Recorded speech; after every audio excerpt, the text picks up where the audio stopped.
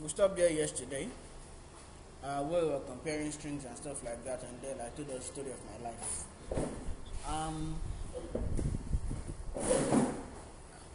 Right. So the other kind of concatenation, joining of strings, I wanted to tell us yesterday that didn't work in this IDE. It's normally written this way. Now let me try to zoom into that. So you write it normally this way, but let me show us how it works in the most modern IDE. It just works this way.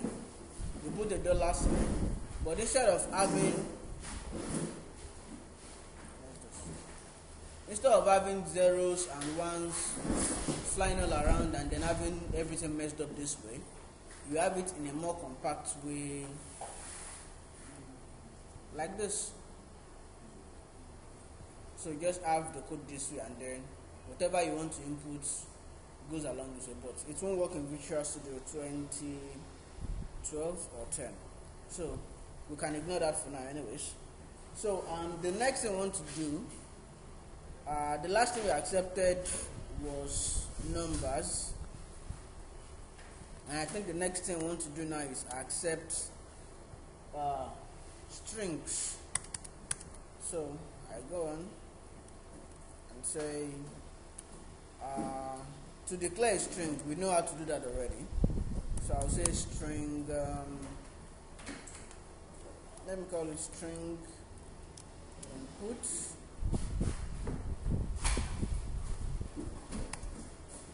But to accept the string input is very easy. One thing we forgot to do is console.writeLine.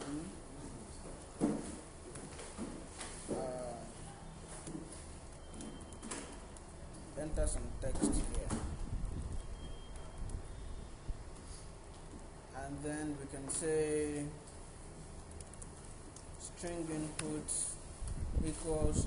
Notice that when I'm declaring my string, the small letter S that I'm using, not capital letter S, they are two different things. This small letter S string and this capital S string, they are two different things.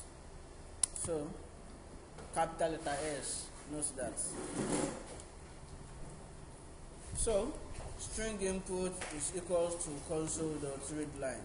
That's a very straightforward one to go with. Then we can now say console.writeLine. Your input was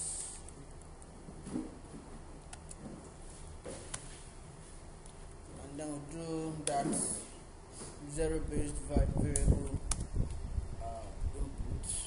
We'll call it string input right here. Let me change this to 200.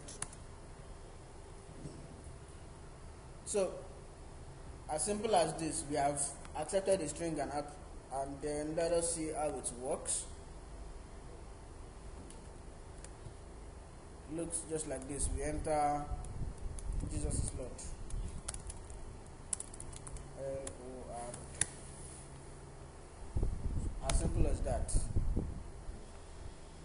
So yesterday we did for integer.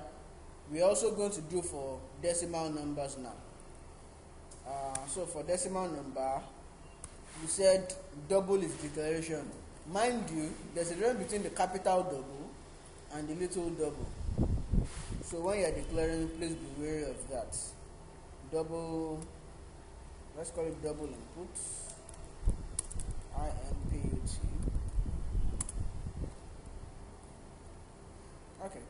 Now, one thing you can always do is assign a value to a variable once you are declaring it. So you can just say, instead of having this long line here, having two separate lines for this, you can just say, you can cut this away from here and say this, but I missed something here.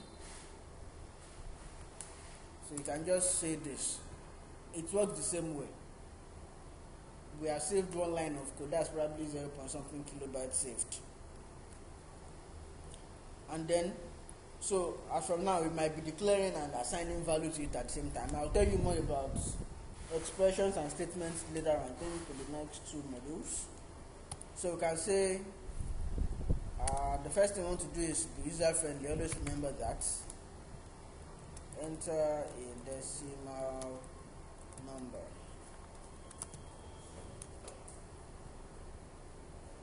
And then we say, now if you want to convert this value into a double, whatever the user inputs, what do we do? Just like we did for the integer yesterday. Can you remind us what we will do?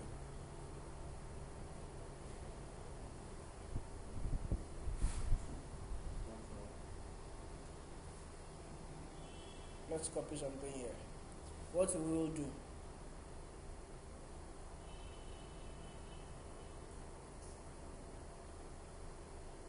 The answer is staring at us.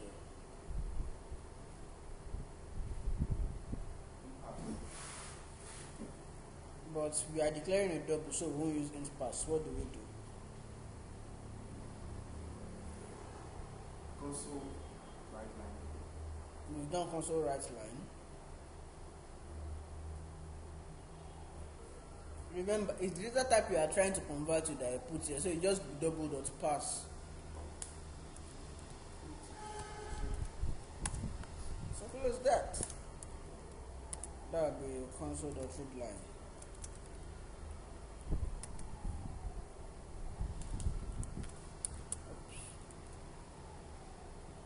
Yep. And then we output that to the user.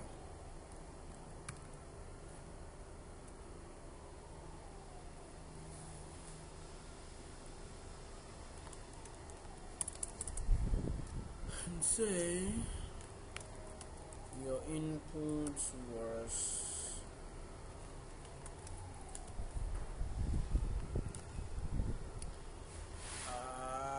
that's double input.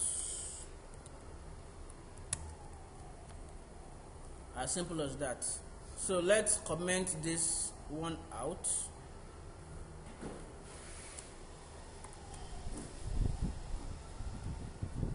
And then let's run this and see what it looks like.